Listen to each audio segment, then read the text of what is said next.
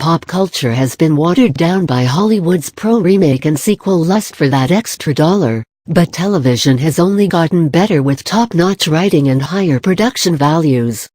Since the dawn of the 20th century, American ingenuity and productivity have been firmly entrenched in the act of churning out mass-market entertainment, the single greatest nation in the world in terms of pop culture production.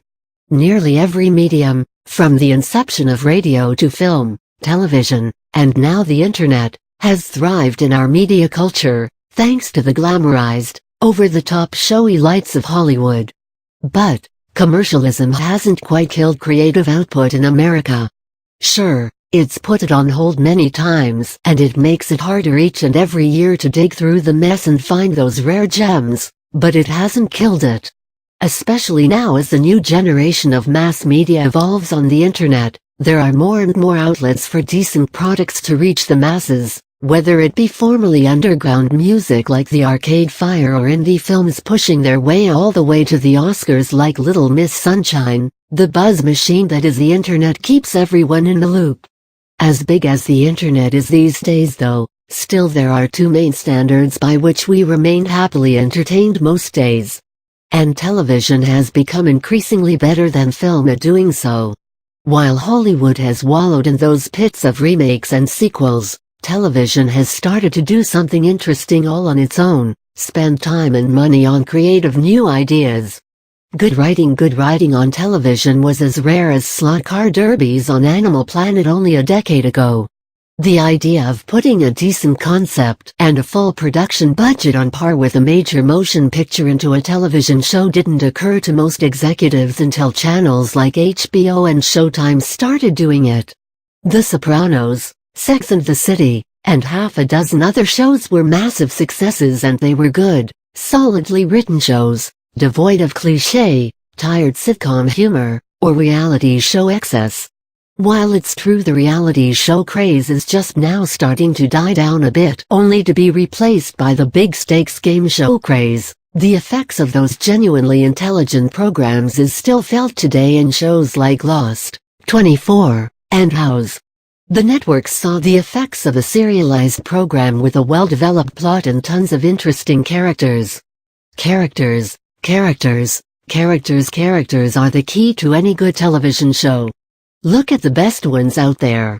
They have huge ensemble casts, full of people you hate, people you love, and people you want to see sleep with other people. Part of this is the need to maintain a story arc for more than 16 hours of show throughout a season and beyond if it's a good show, but also it creates strong attachment to the viewer who keeps coming back to see what happens with so-and-so, their favorite character. Films just blow stuff up anymore, and unconvincingly. If you manage to craft a strong plot in which lots of interesting ideas are floating around, Miami Vice for example, and forget the basic tenets of making me care in the slightest about who is doing what, I'm going to lose interest. And quickly. Fearlessness to be different. Everything out of Hollywood these days is a rehash. Original ideas tend not to find an audience in the Hollywood offices, regardless of whether they would in a theater.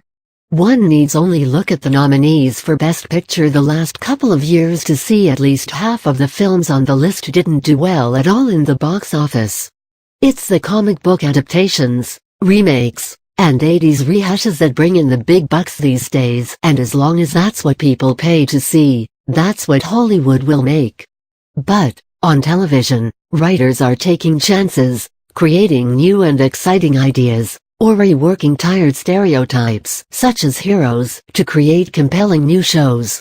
The idea that a television program doesn't need to be the same as another show that was on 4 years ago with different characters and a new house must have come as a shock to the networks, but at least they're listening to the fans and running with the idea. Serialize without exploiting serialization is a great tool. It allows for a single plotline to be carried over the course of multiple episodes or seasons and still maintain an audience. Because of the massive growth of DVD, it's the reason television series that follow such a formula have been so successful.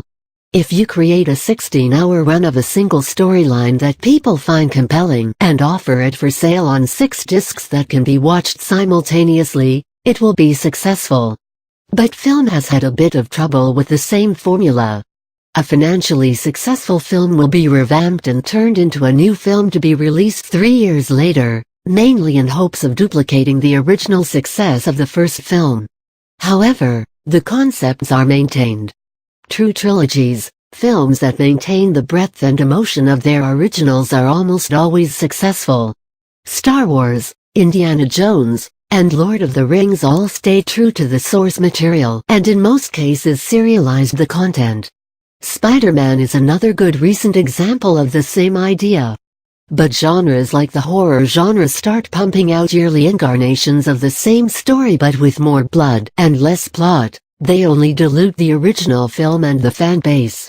We mustn't forget the effects of milking a franchise for cash. If the third and fourth Batman films taught us anything, there can be too much, and it can be incredibly horrible. At this point, television is better than film. It just is. There are more original ideas, bold ideas, and willingness to experiment on television these days, and the film industry might just be taking notice, actually taking some of the more successful writers and producers on TV like J. Abrams to revitalize old franchises like Star Trek. But they've got a long way to go with people like Hugh Boll and Michael Bay on the loose.